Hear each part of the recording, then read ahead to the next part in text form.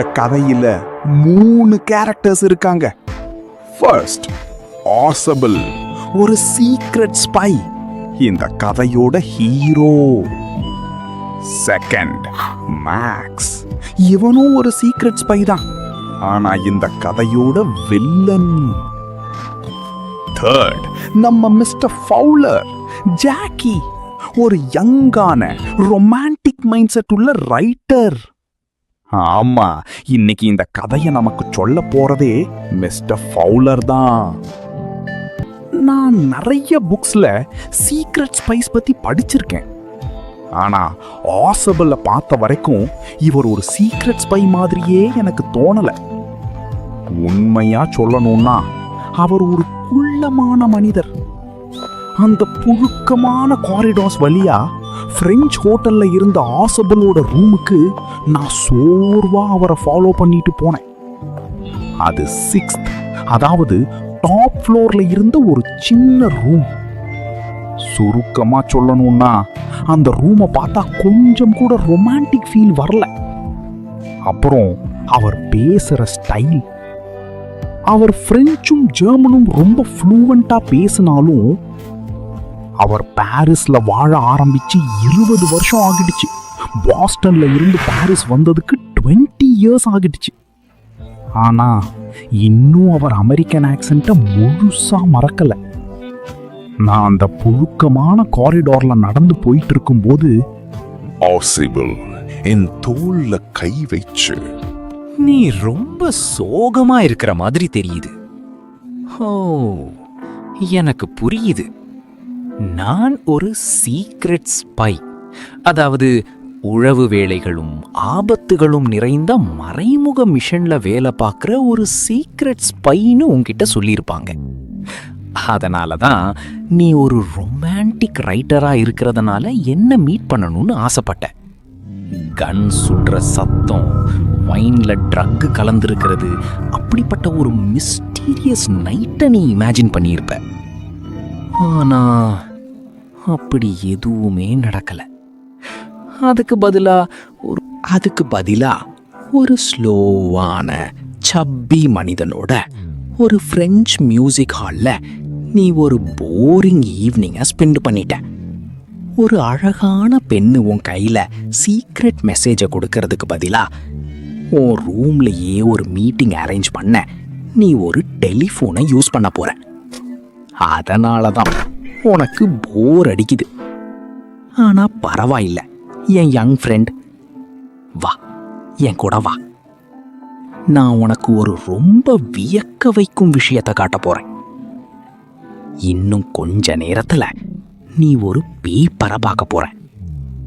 அது சாதாரண பேப்பர் கிடையாது, ரொம்ப முக்கியமான டாக்குமெண்ட். அந்த ஒரு பேப்பருக்காகவே நிறைய ஆண்களும் பெண்களும் தங்களோட உயிரையே பணயம் வச்சிருக்காங்க. இன்னும் சில நாட்கள்ல அந்த ஒரு பேப்பர் உலக வரலாற்றிலேயே ஒரு மிக பெரிய தாக்கத்தை ஏற்படுத்தக்கூடியதாக இருக்கலாம். ஆசபிள் எனக்கு பின்னாடி கதவை க்ளோஸ் பண்ணினார். அப்புறம் அவர் ரூம்ல இருந்த லைட்ஸை ஆன் பண்ணினார். லைட்ஸ் எரிஞ்ச அடுத்த நொடியே அன்னைக்கு முதல் தடவையா எனக்கு ஒரு உண்மையான த்ரில் வந்துச்சு. ஏன்னா ரூமோட மறுபக்கத்துல ஒரு ஆள் தன்னோட கையில ஒரு ஆட்டோமேட்டிக் கன்னை பிடிச்சுக்கிட்டு நின்னுட்டு இருந்தான். ஆசபிள் பல முறை கண் சிமிட்டினார். மேக்ஸ், நீ என்னை உண்மையிலேயே எதிர்பாராத விதமா பிடிச்சிட்ட. நீ பெர்லின்ல இருக்கிறேன்னு நினைச்சேன். என் ரூமுக்குள்ள இங்க என்ன பண்ணிக்கிட்டு இருக்க? மேக்ஸ் ஒல்லியானவனாயிருந்தான், அதே நேரத்துல ரொம்ப உயரமாவும் இல்ல. அவனை பார்த்தா ஒரு தந்திரமான நரியோட தோற்றம் தான் தெரிஞ்சது. ஆனா அவனை பார்த்து எனக்கு பயம் வரல. அவனோட கையில இருந்த ஆட்டோமேட்டிக் கன்னு தான் என்ன உண்மையிலேயே பயமுறுத்துச்சு. அந்த ரிப்போர்ட் சில புதிய மிசைல்ஸ பத்தினது. அத நீ இன்னைக்கு வாங்க போற. அதனால அதை உன்னிடமிருந்து நானே எடுத்துக்கிட்டா என்னன்னு நினைச்சேன். அது என் கையில தான் சேஃபா இருக்கும், அது உனக்கே தெரியும். இந்த தடவை நான் அட்மினிஸ்ட்ரேஷன் கிட்ட எல்லா டீடைல்ஸையும் சொல்லிடுவேன். அப்புறம் அதுக்கு கிடைக்கிற பணத்தை நீ அனுபவிச்சுக்கலாம். இந்த மாதத்திலேயே இது 2வது தடவை யாரோ ஒருத்தர் அந்த பால்கனி விண்டோ வழியா என் ரூம்குள்ள நுழைஞ்சிருக்காங்க. என் பார்வை ரூம்ல இருந்த ஒரு சாதாரண விண்டோ மேல விழுந்துச்சு. அந்த விண்டோக்கு அப்புறம் இருட்டான நைட்டை தவிர வேற எதுவுமே தெரியல. பால்கனியா? நான் ஒரு பாஸ்கியை யூஸ் பண்ணி தான் கதவை திறந்து உள்ள வந்தேன். அந்த பால்கனிய பற்றி எனக்கு முன்னாடியே தெரிஞ்சிருந்தா இவ்வளவு கஷ்டப்பட வேண்டிய அவசியமே இருந்திருக்காது. அது என்னுடைய பால்கனி அல்ல நண்பா, அது வேறொரு அடுக்குமாடி குடியிருப்பின் பால்கனி. கேளு, நான் சொல்கிறேன். இந்த அறை ஒரு பெரிய யூனிட்டின் பகுதியாக இருந்தது. மேலும் அந்த கதவின் வழியாக நீங்கள் செல்லக்கூடிய மற்றொரு அறை வரவேற்பறையாக இருந்தது. அதில் ஒரு பால்கனி இருந்தது. அது இப்போது என் ஜன்னலுக்கு கீழே நீண்டுள்ளது.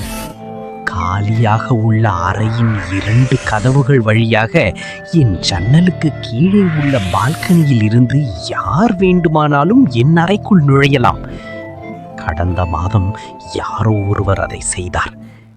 நிர்வாகம் அதை மூடுவதாக உறுதியளித்தது. ஆனால் அவர்கள் செய்யவில்லை. மேக்ஸ் என்னை பார்த்தான். நான் அந்த சத்தம் கேட்கிற இடத்துக்கு ரொம்ப பக்கத்துல தான் நின்னுட்டு இருந்தேன். வெளியே போக நாம இன்னும் 30 மினிட்ஸ் வெயிட் பண்ணணும். 30 இல்லை, இப்போ 31 மினிட்ஸ். Meeting time 12:30. ஆனா மேக்ஸ், அந்த ரிப்போர்ட் பத்தி உனக்கு எப்படி தெரியும்? உன்னோட ஆளுங்க அதை எங்கிருந்து வாங்குறாங்கன்னு எனக்கு தெரிஞ்சிருந்தா நல்லா தான் இருக்கும். ஆனா பரவாயில்ல, இன்னைக்கு நைட் அதை நான் திரும்ப எடுத்துக்கிறேன்.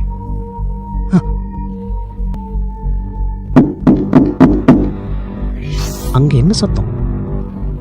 டோருக்கு வெளியே யார்? அங்கே போலீஸா தான் இருக்கணும். நாம காத்திருந்த அந்த முக்கியமான டாக்குமெண்ட்டுக்கு கொஞ்சம் எக்ஸ்ட்ரா செக்யூரிட்டி வேணும்னு நினைச்சேன்.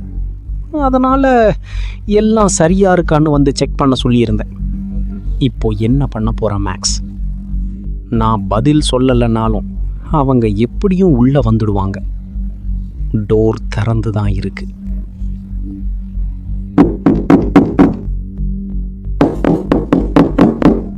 உன்னை ஷூட் பண்ண அவங்க கொஞ்சம் கூட தயங்க மாட்டாங்க. மேக்ஸோட முகம் கோபத்தால கருத்து போச்சு. அவன் வேகமா விண்டோவை நோக்கி நடந்தான். ஒரு காலை விண்டோ லெட்ஜ் மேல வச்சுட்டு, அவங்கள சீக்கிரமா அனுப்பிடு, நான் பால்கனில வெயிட் பண்ணிக்கிட்டு இருக்கேன், யாராவது ஏதாவது ட்ரை பண்ணா நான் ஷூட் பண்ணிடுவேன். மேக்ஸ் இன்னும் கண்ணை எங்களை நோக்கியே பிடிச்சிருந்தான்.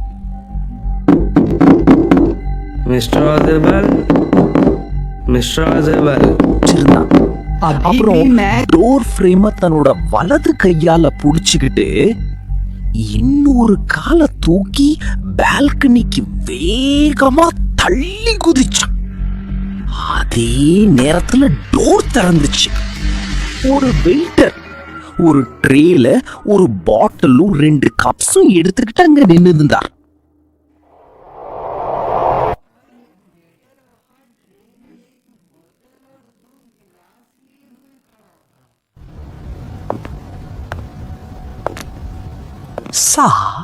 நீங்க திரும்பி வந்ததும் ஆர்டர் பண்ண ட்ரிங்க் இதோ.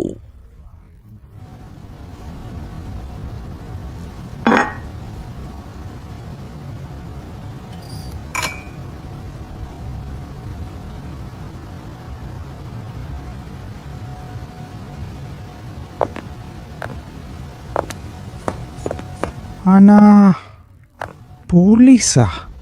அங்கே ஒரு போலீஸ் ஆபீசர் கூட இல்லை. நான் எதிர்பார்த்திருந்த ஹென்ரின்னு பேருள்ள வெயிட்டர் மட்டும்தான் இருந்தார். பால்கனியில இருந்த அந்த மனிதனா? அவன் இனிமேல் ஒருபோதும் திரும்பி வரமாட்டான் நண்பா. ஏன்னா அங்கே பால்கனியே கிடையாது.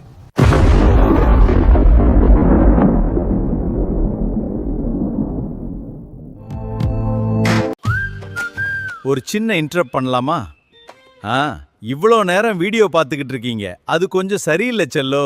இப்பவே கீழே இருக்கிற சப்ஸ்கிரைபரை பெல் ஐக்கனையும் வான்ஸ் வீடியோவை மிஸ் பண்ணுங்க. சரியா செல்லோ?